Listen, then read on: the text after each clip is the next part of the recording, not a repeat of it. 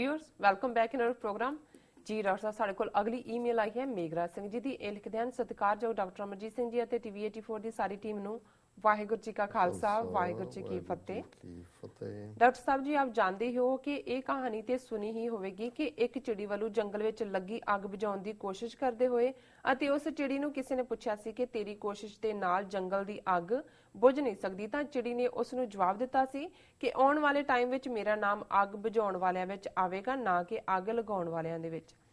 Doctor साहब जी असी जानते हाँ कि ਇਹ चिड़ी वाली कहानी असी अक्सर सुनते ही हाँ। ये कहानी मैनू अधूरी ही लगती है ते आओ असी इस कहानी नू मिल के कंप्लीट करिए। एक जंगल सी जिस विच हरेक प्रकार के पशु पक्षी बड़े ही प्यार नाल रहिंदे सी। एक दिन अचानक जंगल विच अग लग गई अते उस अग नू देख के हाथी, शेर अते सारे पशु पक्षी जंगल तो बाहर भजन लगे। तां डॉक्टर साहब जी एक चिड़ी ने अग नू बुझाउण दा काम शुरू कर दिता अते उत्ते एक काला कां सी जो उस नूं कहण लगा कि तेरी कोशिश नाल अग बुझ नहीं सकदी, तू अपना टाइम जाया ना कर। जिहड़ी उस नूं कहंदी काले कां तू तां इस जंगल नाल धोखा कर रहा है। इस जंगल ने सानू रहण दे लई रुख दिते अते रुखां दी छां दित्ती ते फल दित्ते। तैनूं शर्म नहीं आंदी बेवफा, तेरा नाम इतिहास विच गद्दारां दी लाइन विच लिखिया जावेगा। डॉक्टर साहब जी इस चिड़ी दी गल नूं एक हाथी ने सुनिया ते उसने अपनी सुंड विच नदी विचों पानी लिया के अग बुझाउण दा काम शुरू कर दिता अते उस तो बाद उस हाथी नूं देख के होर सारे पशु पक्षी अपने अपने तरीके नाल नदी विचों पानी लिया के जंगल दी सारी अग बुझा दित्ते। डॉक्टर साहब जी जड़ी अग इस शैतान ब्राह्मण ने भारत अंदर लाई है, जिवें कि झूठवाद दी अग, डेरावाद दी अग अते नशावाद दी अग भारत दे मूल निवासियां विच लगाई हुई है। इस ब्राह्मण दे झूठ दी अग नूं सच दे पानी नाल ही बुझा सकदे हां, जिवें कि जंगल दे हाथी ते सब ने जंगल दी अग बुझा दित्ती सी। इवें ही डॉक्टर अमरजीत सिंह जी टीवी 84 दे राहीं सच बोल के ब्राह्मण दी 5000 दी झूठ दी अग सच दे पानी नाल बुझा रहे हैं। ਇਹ तकरीबन 75% ਤਾਂ ब्राह्मण ਦਾ ਝੂਠ खत्म कर दिता है टीवी 84 ने ਅਤੇ ਸਾਡੇ ਸਾਰਿਆਂ ਦਾ ਵੀ फर्ज है कि चिड़ी वांगू असी भी सारे सच बोल के ते सारे सच लिख के इस ब्राह्मण दे झूठ उत्ते सच दा पानी पाइए ਅਤੇ टीवी 84 ਨੂੰ ਆਪਣੇ ਦਸਵੰਧ ਰਾਹੀਂ ਸਪੋਰਟ ਕਰਕੇ ਚੜ੍ਹਦੀ ਕਲਾ ਵੱਲ ਲੈ ਕੇ ਜਾਈਏ ਤਾਂ ਕਿ ਇਸ ਬ੍ਰਾਹਮਣ ਦੇ ਝੂਠ ਨੂੰ ਹਮੇਸ਼ਾ ਦੇ ਲਈ ਖਤਮ ਕਰ ਸਕੀਏ।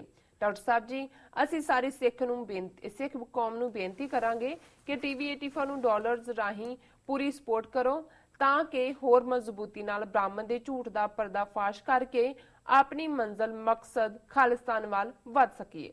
ਖਾਲਿਸਤਾਨ जिंदाबाद, टीवी 84 जिंदाबाद। जी डॉक्टर साहब जिंदाबाद जिंदाबाद जिंदाबाद जिंदाबाद। वीर मेघराज सिंह जी का बहुत बहुत शुक्रिया जी। उन्होंने लिखे और उन्होंने कहानी के नाल असल च हकीकत बयानी है। और मैं हमेशा ही जदों असी गुरबाणी आधारित अपने जीवन फलसफे नूं बनाते हैं या उस ते यकीन करते हैं तो फिर सच सब ना होए दारू। ਜਿਹੜੀ ਹਰ ਚੀਜ਼ ਦਾ ਦਾਰੂ ਹੈ ਉਹ ਸੱਚ ਹੈ ਤੇ ਅਲਟੀਮੇਟ ਵੀ ਜਿਹੜੀ ਰੱਬ ਦੀ ਦਰਗਾਹ ਦੇ ਵਿੱਚ ਵੀ ਤੁਹਾਡਾ ਹਿਸਾਬ ਕਿਤਾਬ ਹੈ ਉੱਥੇ ਸੱਚੋ ਹੀ ਸੱਚ ਨਿਬੜੇ। ਚੁਣ ਵੱਖ ਕੱਢੇ ਜਜਮਾਲਿਆ ਥਾਏ ਨਾ ਪਾਇਨ ਕੂੜਿਆਰ ਮੂੰਹ ਕਾਲੇ ਦੋਜ਼ਖ ਚਾਲੇ। ਅਲਟੀਮੇਟਲੀ ਟਰੂਥ ਹੀ ਪ੍ਰਵੇਲ ਕਰਦੀ ਹੈ ਜੀ ਔਰ ਸੱਚ ਦਾ ਆਪਣਾ ਭਾਰ ਬੜਾ ਹੁੰਦਾ ਹੈ। ਵੀਰ ਮੇਘਰਾਜ ਸਿੰਘ ਬਹੁਤ ਉਦਮ ਕਰਦੇ ਨੇ। ਇਹਨਾਂ ਨੇ ਮਹਾਰਾਸ਼ਟਰਾ ਦੂਸਰੇ ਪਾਸੇ ਜਿਹੜੇ ਖਾਸ ਤੌਰ 'ਤੇ ਆਦੀਵਾਸੀ ਨੇ ਟਰਾਈਬਲਸ ਉਹਨਾਂ ਦੇ ਨਾਲ ਵੀ ਸੰਪਰਕ ਬਣਾਇਆ। ਇੱਕ ਪ੍ਰੋਗਰਾਮ ਵੌਇਸ ਆਫ ਖਾਲਸਾ ਤੇ ਹਿੰਦੀ 'ਚ ਉਹਨਾਂ ਦੇ ਜਿਹੜੇ ਨੇ ਕਿ ਉਹਨਾਂ 'ਤੇ ਕਿੰਨੇ ਜ਼ੁਲਮ ਹੋ ਰਹੇ ਨੇ ਅਸੀਂ ਪਿਛਲੇ ਦਿਨਾਂ 'ਚ ਇੱਕ ਈਮੇਲ ਜਿਹੜੀ ਕਿ ਸਾਨੂੰ ਇੱਕ ਆਦੀਵਾਸੀ ਬੀਬੀ ਨੇ ਲਿਖੀ ਸੀ ਉਸ ਦੇ ਜਵਾਬ 'ਚ ਦੱਸਿਆ ਸੀ। ਸੋ ਉਹਨਾਂ ਨੇ ਬਿਲਕੁਲ ਠੀਕ ਕਿਹਾ ਵੀ ਇੱਕ ਪਾਸੇ ਕਾਲੇ ਕਾਂ ਹੋਣੇ ਨੇ और वैसे काला कां उन्होंने कहा तो खबर सी कल दी कि करनाटका का मुख मंत्री ਉਹਦੀ बड़ी वधिया पता नहीं किन्ने लख की कार तो ਉਹਦੇ ਤੇ आके काला कां बह गया तो उन्हें वो बेच दिते। उन्हें कहा ये तो अपशगन हो गया जी। सो काला कां वाकई ਜਿਹੜੇ गद्दार ने ਤਾਂ ਹੀ ਤਾਂ ਫਿਰ ਵਿਚਾਰੇ ਨੇ अपशगन चीफ मिनिस्टर ਨੂੰ भी अपशगन सरकारी खजाने करके नवी गड्डी ऑर्डर करती कि भी अपशगन हो गए। लेकिन एफर्ट भावें चिड़ी ਦਾ ਹੋਏ ਗੱਲ ਤਾਂ ਉਹ ਵਿਲ ਹੈ विल टू फाइट बैक और वही गुरु ने सानू दिता है। और जदों तक एक भी सिख इस प्लैनेट ते है ਉਹ ਸੱਚ ਦਾ ਪੱਲਾ ਨਹੀਂ ਛੱਡੇਗਾ, ਸੱਚ ਲਈ ਖਲੋਏਗਾ, ਕੌਮੀ ਕਾਰ ਖਾਲਿਸਤਾਨ ਲਈ ਜਦੋਜਹਿਦ ਕਰੇਗਾ। ਔਰ ਉਹਨਾਂ ਨੇ ਜਿੱਥੇ ਉਹ ਆਪ ਹਮੇਸ਼ਾ ਕੰਟਰੀਬਿਊਟ ਕਰਦੇ ਨੇ ਉੱਥੇ ਉਹਨਾਂ ਨੇ ਅਪੀਲ ਵੀ ਕੀਤੀ ਹੈ। ਔਰ ਵੈਸੇ ਜਿਹੜੇ ਹੁਣ ਸਾਡੇ ਦੂਜੇ ਪਿਆਰੇ ਨੇ ਸਰਕਾਰੇ ਦਰਬਾਰੇ ਵਾਲੇ, ਉਹ ਹੁਣ ਕਹਿਣ ਲੱਗ ਗਏ, ਲਿਖਣ ਲੱਗ ਗਏ ਵੀ TV 84 ਨੂੰ ਬਿਲਕੁਲ ਦਸਵੰਧ ਨਾ ਦਿਓ।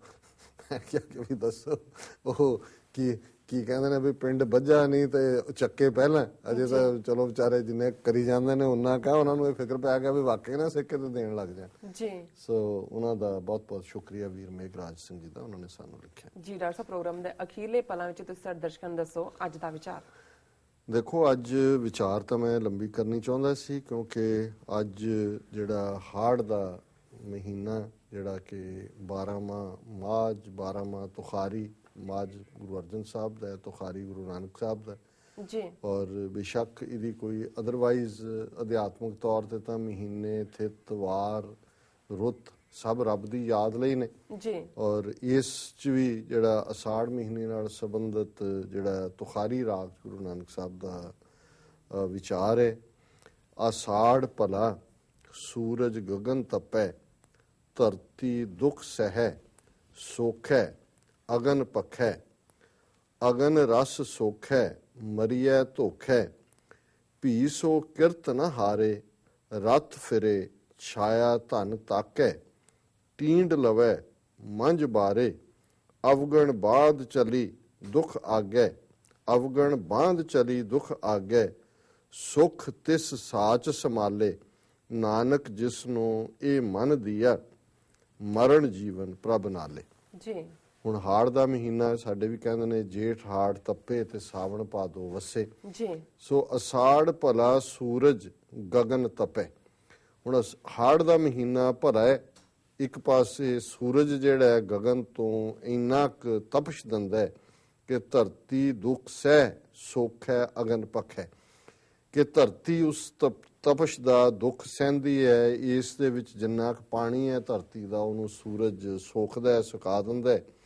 ਅਗਨ ਰਸ ਸੋਖ ਹੈ ਮਰੀਐ ਧੋਖ ਹੈ। ਹੁਣ ਅੱਗ ਵਰਸ ਰਹੀ ਹੈ, ਉਸ ਰਸ ਨੂੰ, ਪਾਣੀ ਨੂੰ ਸੋਖ ਰਹੀ ਹੈ। ਧਰਤੀ ਧੁੱਖ ਧੁੱਖ ਕੇ ਕਰਾ ਰਹੀ ਹੈ, ਦੁੱਖ ਦੇ ਵਿੱਚ ਹੈ।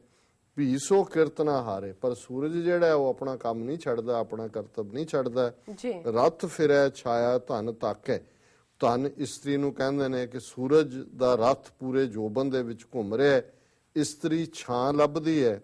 ਟੀਂਡ ਲਵੈ ਮੰਝ ਬਾਰੇ, ਬੀਂਡੇ ਜਿਹੜੇ ਨੇ ਉਹ ਟੀਂ ਟੀਂ ਕਰ ਰਹੇ ਨੇ ਖੁੱਲੀ ਜੂਹ ਦੇ ਵਿੱਚ। ਔਰ ਇਹ ਮੌਸਮ ਦੀ ਗੱਲ ਕਰਕੇ ਔਰ ਇਸ ਦਾ ਅਧਿਆਤਮ ਦੀ ਦੁਨੀਆ ਨਾਲ ਸੰਬੰਧ ਇਹ ਜੁੜਦਾ ਹੈ ਕਿ ਜਦੋਂ ਤੱਕ ਅਸੀਂ ਰੱਬ ਦੇ ਨਾਂ ਤੋਂ ਸਖਣੇ ਹੈ, ਇਸ ਮਹੀਨੇ 'ਚ ਜਿਵੇਂ ਤਪਸ਼, ਸੂਰਜ ਤਪਦਾ ਹੈ, ਚਾਰ ਚਫੇਰੇ ਧਰਤੀ ਦੇ ਉੱਤੇ ਤਰਾ ਤਰਾ ਹੋ ਰਹੀ ਹੁੰਦੀ ਹੈ ਜੀ। ਅਵਗਣ ਬਾਂਧ ਚਲੀ ਦੁੱਖ ਆਗੈ। ਜੇ ਰੂਹ ਇਨਸਾਨ ਨਿਰੰਕਾਰ ਦਾ ਆਸਰਾ ਨਹੀਂ ਤੱਕੇਗਾ ਤੇ ਫਿਰ ਔਗਣਾ ਦੀ ਪੰਡ ਬੰਨ ਕੇ ਉਸ ਨੂੰ ਹੀ ਨਾਲ ਅਸੀਂ ਲਿਜਾਵਾਂਗੇ। ਸੁਖ ਤਿਸ ਸਾਚ ਸੰਭਾਲੇ, ਤੇ ਜੇ ਅਸੀਂ ਰੱਬ ਦੇ ਨਾਲ ਜੁੜ ਗਏ ਫਿਰ ਉਸ ਦੇ ਵਿੱਚ ਸੁੱਖ ਹੈ ਤੇ ਸੱਚ ਨੂੰ ਸੰਭਾਲਾਂਗੇ, ਸੱਚ ਨਾਲ ਜੁੜਾਂਗੇ। ਸੱਚ ਨਾਲ ਜੁੜੇ ਆ, ਦੁੱਖਾਂ ਦੀ ਪੰਡ ਜਾਂ ਔਗਣਾ ਦੀ ਪੰਡ ਆਪਣੇ ਆਪ ਜਿਹੜੀ ਹੈ ਉਹ ਖਾਲੀ ਹੋ ਜਾਂਦੀ ਹੈ, ਨਹੀਂ ਤਾਂ ਅਸੀਂ ਬੰਨ ਕੇ ਲਿਜਾਵਾਂਗੇ। ਨਾਨਕ ਜਿਸਨੂੰ ਇਹ ਮਨ ਦੀ ਹੈ, ਗੁਰੂ ਨਾਨਕ ਸਾਹਿਬ ਫਰਮਾਉਂਦੇ ਨੇ, ਜਿਹਨੂੰ ਵਾਹਿਗੁਰੂ ਦੀ ਯਾਦ ਵਾਲਾ ਮਨ ਸਤਿਗੁਰੂ ਨੇ ਬਖਸ਼ਿਆ, ਮਰਨ ਜੀਵਨ ਪ੍ਰਭ ਨਾਲੇ, ਉਹ ਇਹ ਸਮਝਦਾ ਹੈ ਕਿ ਮੇਰਾ ਮਰਨਾ ਤੇ ਜਿਉਣਾ ਰੱਬ ਦੇ ਨਾਲ ਹੀ ਹੈ। ਭਾਵ ਪ੍ਰਭੂ ਦਾ ਉਸ ਦੀ ਵੀ ਸਾਥੀ ਬਣ ਕੇ, ਉਸ ਦਾ ਪਿਆਰਾ ਬਣ ਕੇ, ਉਸ ਦੀ ਯਾਦ ਦੇ ਵਿੱਚ ਦਿਨ ਗੁਜ਼ਾਰਦਾ। ਫਿਰ ਨਾ ਉਹਨੂੰ ਰੁੱਤਾਂ ਦੀ ਗਰਮੀ, ਨਾ ਪਾਲਾ ਪਾਉਂਦੇ ਨੇ, ਨਾ ਦੁੱਖ ਸੁੱਖ ਪਾਉਂਦੇ ਨੇ, ਨਾ ਕੋਈ ਉਸ ਦਾ ਨੁਕਸਾਨ ਕਰ ਸਕਦਾ ਹੈ, ਨਾ ਉਸ ਨੂੰ ਕਿਸੇ ਦਾ ਡਰ ਲੱਗਦਾ ਹੈ, ਨਾ ਉਹ ਮੌਤ ਦੇ ਭੈ 'ਚ ਹੁੰਦਾ ਹੈ। ਮਰਨ ਜੀਵਨ ਪ੍ਰਭ ਨਾਲੇ, ਕਿਉਂਕਿ ਹਰ ਹਾਲਤ ਦੇ ਵਿੱਚ ਗੁਰੂ ਮੇਰੇ ਸੰਗ ਸਦਾ ਹੈ ਨਾਲੇ, ਸਿਮਰਤ ਸਿਮਰਤਿਸ ਸਦਾ ਸੰਭਾਲੇ ਜੀ। ਫਿਰ ਉਸ ਦੇ ਸਿਮਰਨ 'ਚ ਜੁੜਦਾ ਹੈ। ਔਰ ਇਹੀ ਅੱਜ ਦਾ ਵਿਚਾਰ ਹੈ ਜੀ। ਡਾਕਟਰ ਸਾਹਿਬ, ਤੁਹਾਡਾ ਬਹੁਤ ਬਹੁਤ ਸ਼ੁਕਰੀਆ, ਤੁਸੀਂ ਅੱਜ ਦਾ ਵਿਚਾਰ ਸਾਡੇ ਦਰਸ਼ਕਾਂ ਨਾਲ ਸਾਂਝਾ ਕੀਤਾ। ਇਸ ਨਾਲ ਆਪਣੇ ਵਿਊਅਰਸ ਕੋਲ ਨੇ ਇਜਾਜ਼ਤ। ਵਿਊਅਰਸ, ਤੁਹਾਡਾ ਬਹੁਤ ਬਹੁਤ ਸ਼ੁਕਰੀਆ, ਤੁਸੀਂ ਆਪਣੇ ਕੀਮਤੀ ਸਮੇਂ ਵਿੱਚੋਂ ਸਮਾਂ ਕੱਢ ਕੇ ਸਾਨੂੰ ਆਪਣੇ ਰਾਏ ਤੇ ਸੁਝਾਅ ਭੇਜੇ ਨੇ। ਤਾਂ ਇਸ ਤਰ੍ਹਾਂ ਭੇਜਦੇ ਰਹਿਣਾ ਸਾਡੇ ਇਸ ਪਤੇ ਤੇ SOS@tv84.tv ਤੇ ਅਸੀਂ ਆਪਣਾ ਪ੍ਰੋਗਰਾਮ ਲੈ ਕੇ ਫਿਰ ਦੁਬਾਰਾ ਤੁਹਾਡੇ ਸਾਹਮਣੇ ਹੋਵਾਂਗੇ। ਤਦ ਤੱਕ ਲਈ ਮੈਨੂੰ ਤੇ ਪਿੰਦਰ ਸੁਣਾ ਗਿਆ ਦੋ। ਦੇਖਦੇ ਰਹੋ ਟੀਵੀ 84। ਬੁਲਾ ਦਿਓ ਫਤਿਹ। ਵਾਹਿਗੁਰੂ ਜੀ ਕਾ ਖਾਲਸਾ, ਵਾਹਿਗੁਰੂ ਜੀ ਕੀ ਫਤਿਹ।